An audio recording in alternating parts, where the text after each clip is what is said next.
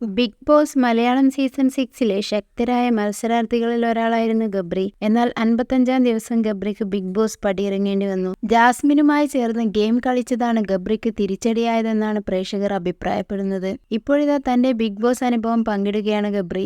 ജാസ്മിനുമായി ആദ്യ ദിവസം തന്നെ അടുപ്പത്തിലാകാൻ കാരണം ആരാണെന്നും താൻ ലവ് ട്രാക്ക് കളിച്ചിട്ടില്ലെന്നും പറയുകയാണ് ഗബ്രി. അപ്രതീക്ഷിതമായൊരു അനുഭവമാണ് പുറത്തു വന്നതിന് ശേഷം ഉണ്ടായത്. നെഗറ്റീവും പോസിറ്റീവും ഒക്കെ പ്രതീക്ഷിച്ചിരുന്നു. പക്ഷേ ഇതിന്റെ ഇമ്പാക്ട് ഇത്ര പ്രതീക്ഷിച്ചിട്ടില്ല. ഞാനും ജാസ്മിനും എങ്ങനെ കണക്ട് ആയെന്ന് എനിക്കറിയില്ല. പെട്ടെന്ന് ആളുകളുമായി കണക്ട് ആകുന്ന ഒരാളാണ് ഞാൻ. ജാസ്മിനും ഞാനും ഒരുമിച്ചായിരുന്നില്ല ആദ്യം ഗെയിം കളിച്ചത്. അവിടെ എത്തിയപ്പോൾ ആദ്യ ദിവസം തന്നെ സിജോയും റോക്കിയും കണക്ട് ആയിരുന്നു. പക്ഷെ അതിൽ ആർക്കും യാതൊരു പ്രശ്നവുമില്ല. ഞാൻ രതീഷ് ഏട്ടനോടും കണക്ട് ആയിരുന്നു. അതിൽ ആർക്കും പ്രശ്നമില്ല. ജാസ്മിനോട് കണക്ട് ആയത് മാത്രമാണ് പ്രശ്നം. ഞങ്ങൾ ട്വിൻസിനെ പോലെയാണ്. ഒരേ ചിന്താഗതിയാണ്. എന്റെ മനസ്സിൽ എന്താണോ അത് ഞാൻ പറയാതെ തന്നെ ജാസ്മിന്റെ മനസ്സിലേക്ക് വരും. നോമിനേഷനെ ശ്രദ്ധിച്ചാൽ മനസ്സിലാകും. അതെപ്പോഴും ഒരുപോലെ ആയിരിക്കും. ഞങ്ങൾ ഗെയിം സംസാരിച്ചിട്ടില്ല. ഞാൻ ഒരു വ്യക്തിയെയും ഗെയിമിനെയും മനസ്സിലാക്കുന്നത് പോലെയാണ് ജാസ്മിനെയും മനസ്സിലാക്കുന്നത്. ഞങ്ങൾ കമ്പനിയാകാൻ കാരണം രതീഷ് ഏട്ടനാണ്. ബിഗ് ബോസിൽ മുമ്പ് പലരും ലവ് സ്ട്രാറ്റജി പയറ്റിയിട്ടുണ്ട്. അതുകൊണ്ട് തന്നെ ഹൗസിൽ വന്ന ഒരാണും പെണ്ണും ഒരുമിച്ചിരുന്നാൽ തന്നെ ഇത് ലവ് സ്ട്രാറ്റജിയാണെന്ന് ആളുകൾ കരുതും. കാരണം ഇത് തന്നെയാണ് ഹൗസിൽ നിലനിൽക്കാനുള്ള സ്ട്രാറ്റജി എന്നാണ് പൊതുവെ അറിയപ്പെടുന്നത്.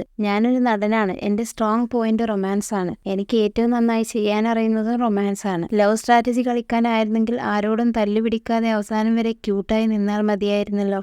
ഞാനും ജാസ്മിനും എല്ലാത്തിലും നന്നായി ഗെയിം കളിച്ചിരുന്നു. സൗഹൃദം ഒരു പോയിന്റ് മാത്രമായിരുന്നു. ഞങ്ങൾ നല്ല സുഹൃത്തുക്കളാണെന്ന് ആദ്യ ആഴ്ചയിൽ പറഞ്ഞിരുന്നു. പിന്നെയും അതെടുത്ത് തന്നെ എനിക്കെതിരെ ഉപയോഗിച്ചു. എന്നെ ബാധിച്ചില്ല, പക്ഷെ ജാസ്മിനെ ബാധിച്ചു. അവളൊരു പെൺകുട്ടിയാണ്. സ്വാഭാവികമായും ബാധിക്കും.